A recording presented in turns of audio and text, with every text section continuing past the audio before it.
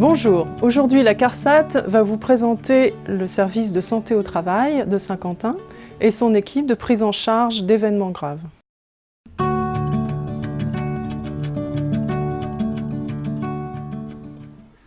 Alors, l'origine de la cellule IVET, qui veut dire intervention victime pour les victimes d'événements traumatiques graves au travail, a été pensée aux alentours de 2011-2012. À cette période, suite à des prises en charge non efficaces par les médecins du travail de salariés qui avaient pu être victimes d'événements graves sur leur lieu de travail, on s'est posé la question de comment on pouvait répondre à nos adhérents et notamment aux salariés. Partant de là, la direction a proposé à l'ensemble du personnel, médecins et infirmières, une formation sur ce qu'on appelle le defusing. On vous expliquera après par la suite ce qu'est le defusing, et qui était obligatoire pour l'ensemble des médecins et infirmières de la médecine du travail. Et certaines personnes du groupe, médecins et infirmières, ont voulu aller un petit peu plus loin dans cette prise en charge pour les salariés, et on a décidé de parfaire notre formation et de la compléter par une formation débriefing. Et on a décidé de créer cette cellule qui interviendrait pour prendre en charge les salariés victimes d'événements traumatiques sur le lieu de travail. On a donc créé une cellule composée de médecins, d'infirmières et de psychologues. Dans cette cellule, on n'est pas médecin, psychologue, infirmière, on fait tous partie de la cellule IVET, et quand on intervient auprès des salariés, on n'intervient pas nous en tant qu'infirmière ou en tant que médecin, mais on intervient en tant que membre de la cellule IVET, formé pour pouvoir apporter une réponse et un soutien aux salariés qui sont victimes de ces événements traumatiques sur le lieu de travail. Dans la cellule IVET, nous avons donc 5 membres et nous avons un planning au niveau des permanences pour pouvoir réguler au niveau des appels des entreprises. Donc en premier lieu, il y a l'entreprise qui va nous faire une demande. Si un de ses salariés ou plusieurs de ses salariés a été victime et témoin direct d'un événement grave sur son lieu de travail. Donc ça peut être une agression, un braquage, un accident mortel, voilà, tout ce qui peut être traumatisant.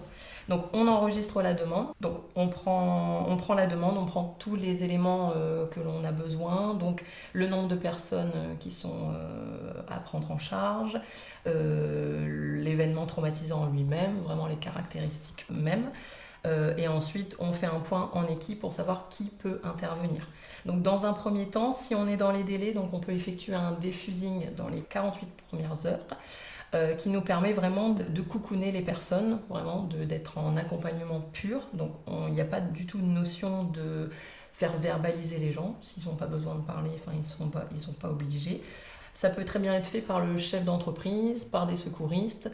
Nous, en général, on a plutôt l'appel un peu plus tard, donc c'est pas forcément évident à mettre en place. Entre les 48 heures et les 12 jours, on peut faire un débriefing. Donc les gens sont pris en charge par la cellule. Nous avons un temps d'échange où là, on va plutôt partir sur l'action en elle-même, ce qui a été ressenti, sur les différentes attitudes de chacun, sur le rôle de chacun. Vraiment revenir en détail plus sur l'événement lui-même, ce qui va permettre à la personne en fait d'intégrer ce souvenir-là et de pouvoir ensuite, on va dire, refermer la case au niveau psychique et de dire voilà, je vais intégrer ce souvenir-là et pouvoir passer un petit peu à autre chose et m'en souvenir, mais sans forcément raviver des choses à chaque fois qu'on en parlera. Voilà. Et ensuite, donc, les personnes, une fois qu'on les a vues, on a toujours la possibilité de les revoir si c'est nécessaire.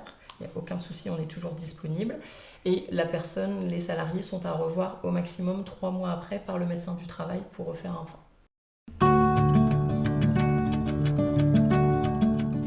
Pour illustrer les propos de mes collègues, je vais vous parler d'un cas que nous avons dû prendre en charge dans la cellule des victimes d'événements traumatiques au travail. Il s'agit de Monsieur G, qui a 20 ans d'ancienneté dans son entreprise. Il est gardien d'un centre d'hébergement de SDF et il subit une agression verbale et physique violente au cours d'une de ses nuits de travail. Donc nous sommes sollicités par son employeur en fait dans les 24 heures et nous avons pu le prendre en charge au sein de la cellule, à la fois en defusing, comme on a expliqué tout à l'heure la technique, et en débriefing. Donc, passé ce stade de stress aigu pour ce salarié, la famille est au courant qu'il a été pris en charge et nous recontacte rapidement au bout d'un mois parce que le salarié ne va pas bien du tout et du coup il est adressé à un spécialiste pour une prise en charge. Donc ce salarié a bénéficié de cette prise en charge en défusing, en débriefing, puis par son médecin du travail pour une orientation spécialisée. Puis il a pu reprendre son poste de travail pour éviter sa désinsertion professionnelle.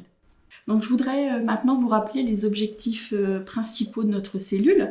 Il s'agit donc avant tout d'un soutien psychologique des salariés, de repérer au travers de nos défusing et débriefing les salariés qui sont à risque de développer un état de stress post-traumatique qui va obérer leur insertion professionnelle. Et en troisième lieu, de mettre en œuvre les spécificités médico-administratives de l'accident du travail, qui sont la déclaration de l'accident du travail par le salarié et l'employeur, mais aussi concernant la prévention secondaire voire tertiaire, les obligations de l'employeur en matière de mise en place du plan de prévention qui découlerait de cet événement traumatique au travail. Cet aspect spécifique, par contre, n'est pas pris en charge par la cellule, mais par le médecin du travail qui est bien sûr averti de tout le dispositif et des actions qui sont menées au sein de l'entreprise en question.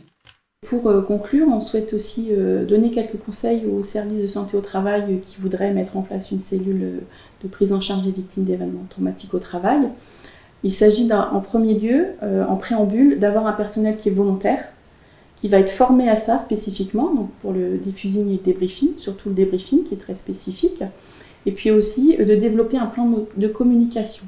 À la fois en interne, il faut que le personnel puisse proposer le service aux adhérents, et puis envers les adhérents, pour qu'on ait des flyers, des plaquettes, des supports pour expliquer que le service existe. Parce que c'est aussi une difficulté, c'est que les employeurs ne connaissent pas ce service ou cette possibilité de prise en charge des personnes de victimes d'événements traumatiques au travail. En second lieu, comment mettre en place ces interventions? Donc nous, on conseille qu'il y ait une régulation, à l'image de ce qui se fait aussi dans les cellules d'urgence médico-psychologiques plus connues au niveau des services d'urgence, pour qu'on soit bien dans un protocole spécifique dans cette prise en charge.